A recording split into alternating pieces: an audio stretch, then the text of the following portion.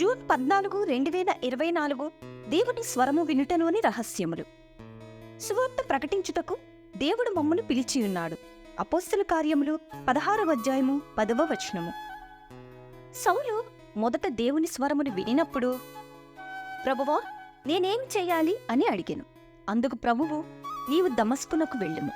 అక్కడ నీవు చేయుటకు నియమింపబడినవన్నీ నీకు చెప్పబడుననెను.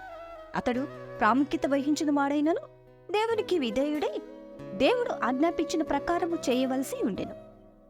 ప్రభు అతనికి ముఖాముఖిగా ఎక్కువ విషయములను చెప్పలేదని అపోస్తల కార్యము 9వ అధ్యాయము 6వ వచనంలో వ్రాయబడి ఉన్నది. ప్రభువు అననీయ అను తెలియని వ్యక్తిని సౌలు యొద్దకు పంపెను. అననీయ ఒక సామాన్యమైన వ్యక్తి, అపోస్తలుడు కూడా కాదు. అతనిని గురించి మనకు అంత ఎక్కువ తెలియదు. రక్షణ మార్గమును గూర్చి సౌలుకు ప్రభువు తానే స్వయముగా వివరించి ఉండవచ్చును. కాని అట్లు చేయక అననీయను సౌలునొద్దకు పంపెను.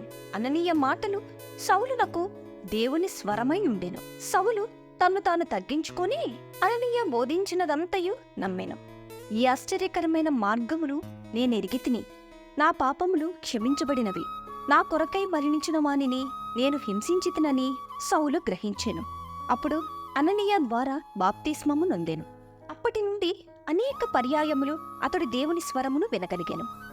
పౌలు తన జీవితమంతయు దేవుని స్వరమును వినుచు తన పరిచర్యను దైవ చిత్తానుసారముగా చేసినని అపోస్తల కార్యములు 16వ అధ్యాయము 6వ వచనంలో వ్రాయబడి ఉన్నది.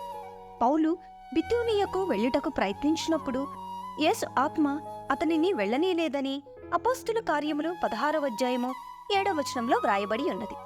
9వ వచనంలో మాసిదోనియకు రమ్మని పౌలునకు దర్శనము కలిగెను.